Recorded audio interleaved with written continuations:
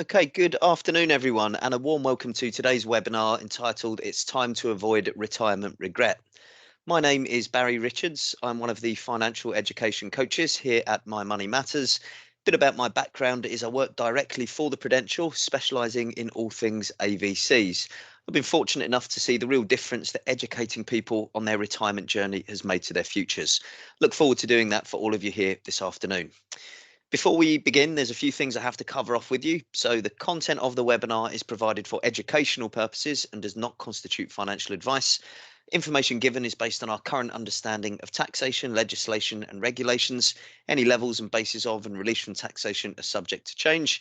Tax treatment is based on individual circumstances, may be subject to change in the future.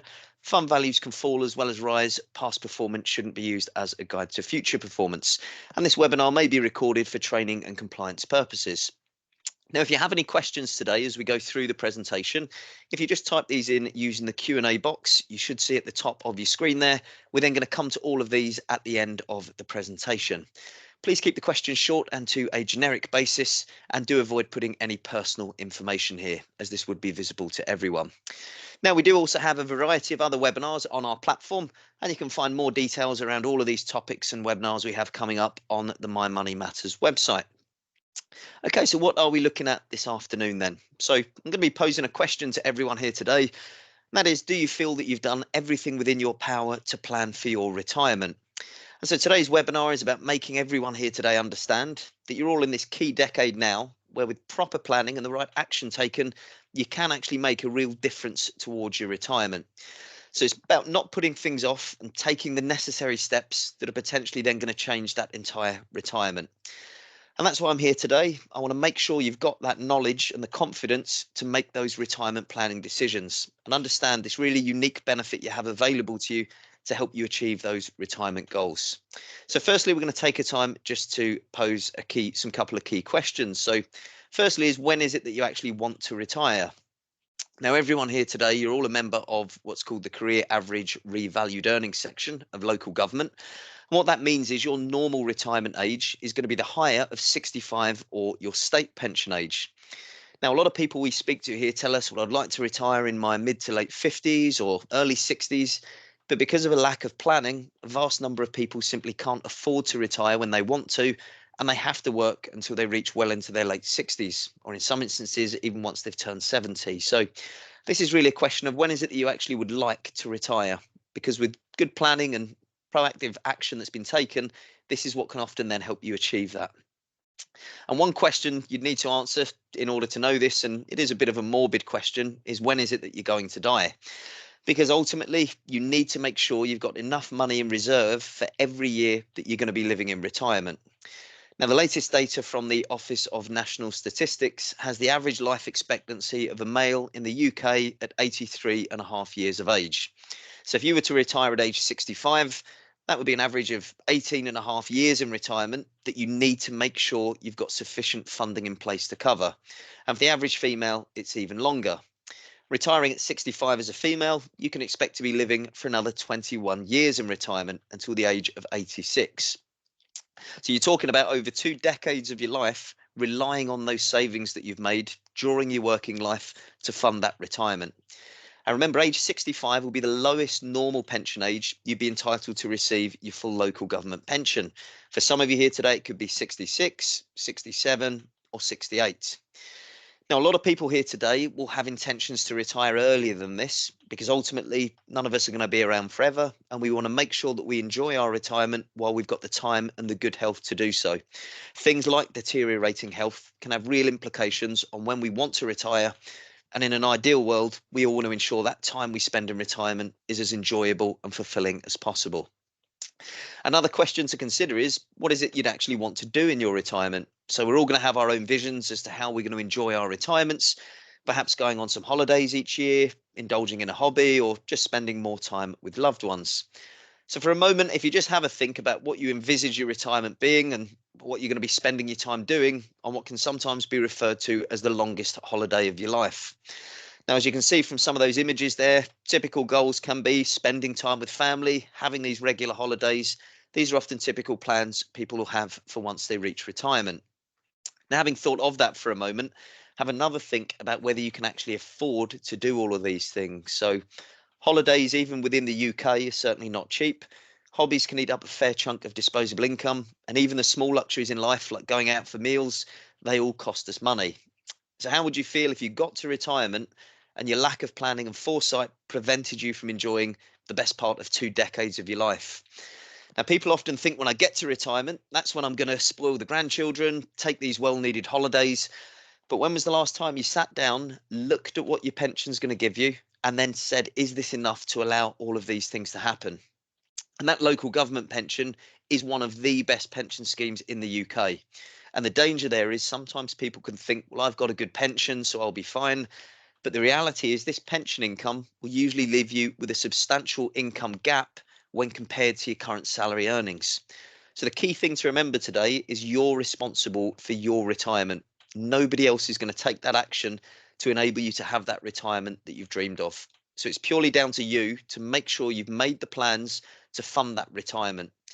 Now, it's so often the case people get right just to before retirement and then they decide to really have a look at this stuff. So you're in that key decade now, and what action you take now is going to have an outcome on whether you can do these things in retirement or not, or whether you can retire earlier or not. So the question is then, what can you do now to make sure that you've done everything within your power to make your retirement the best that it can be? Now, what you've got is something that is completely unique to the local government that your employer is offering as a way of making some really substantial savings for retirement with a shared cost AVC. So, we're going to have a look then at how this actually works.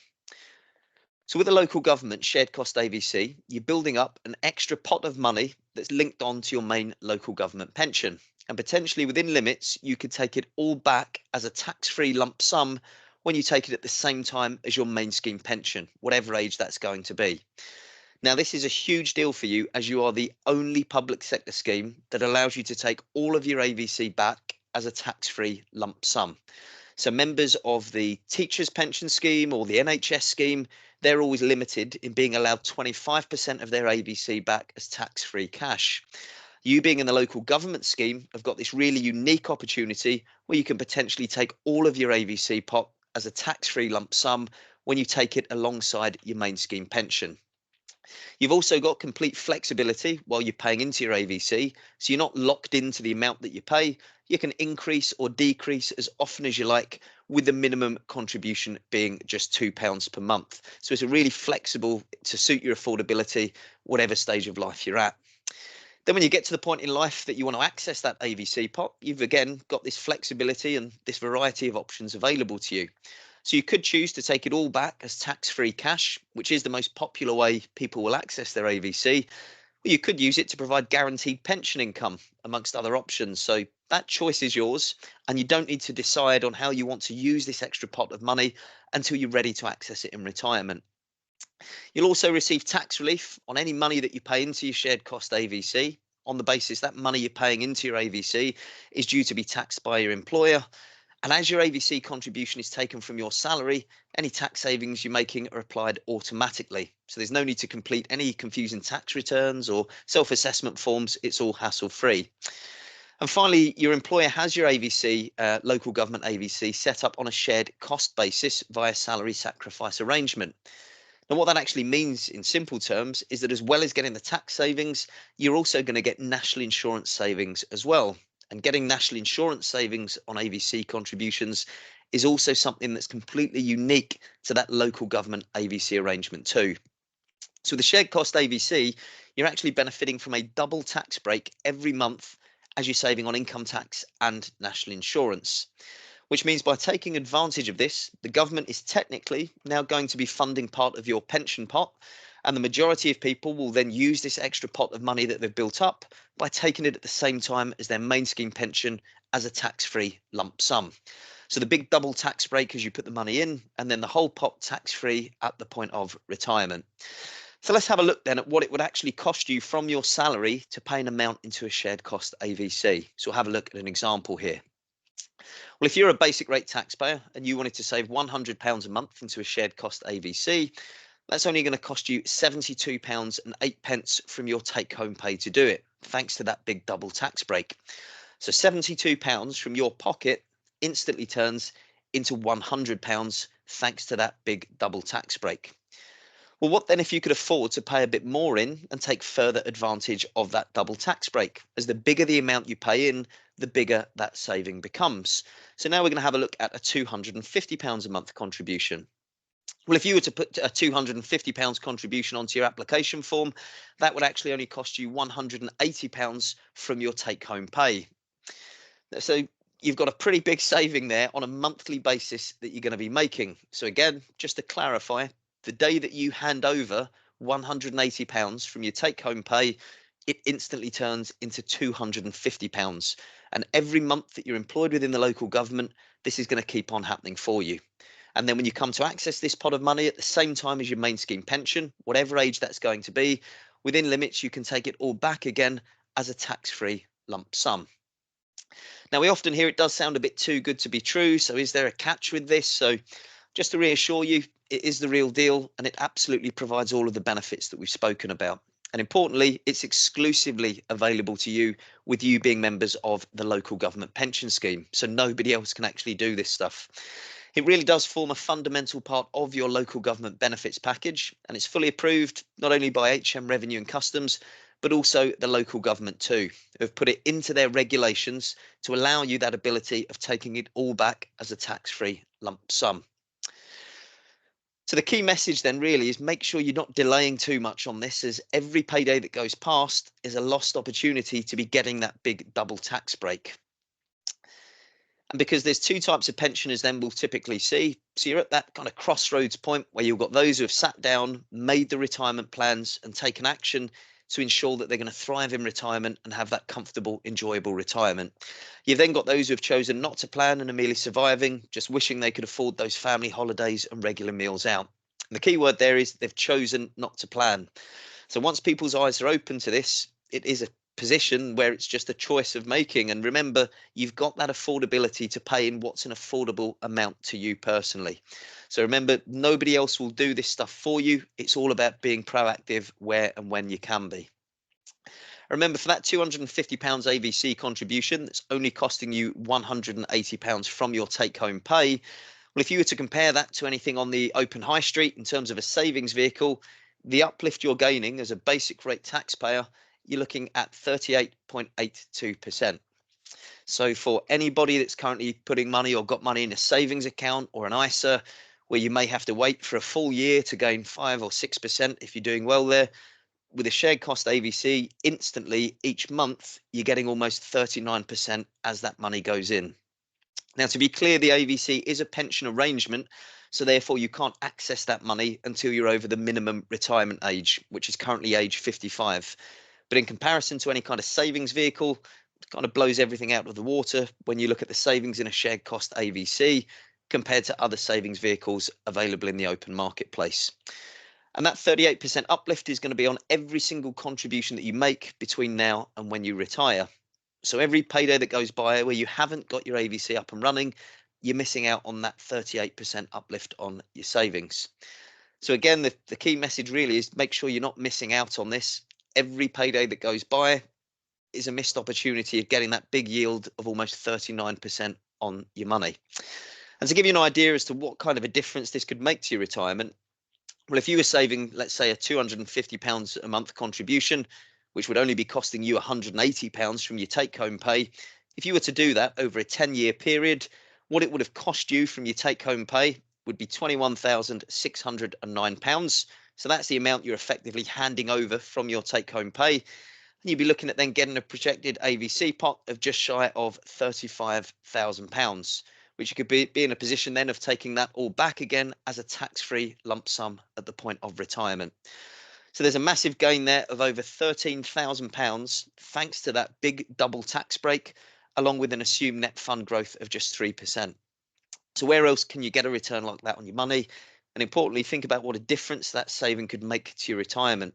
And remember, the more that you save, the more tax and national insurance savings there are to be had. Now, it doesn't matter if you've got less than 10 years to go. It doesn't matter the amount that's affordable to you.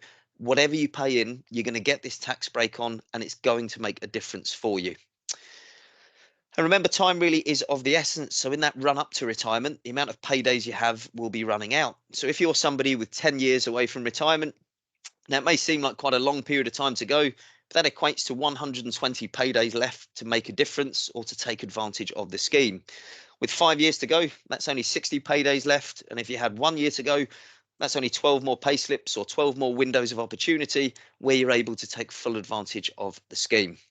So every payday where you haven't got it in place, as we've mentioned a couple of times, it's a lost opportunity to get these savings that nobody else can have.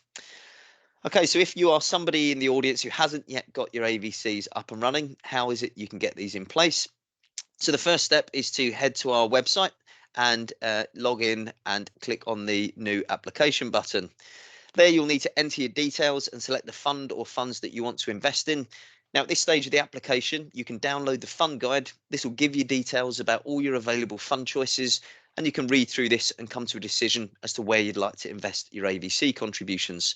You might see here that your employer has already chosen a default fund for you. And you'll see on the application form, the box asking you to select your fund choice will already be filled in for you with your default fund if you have one.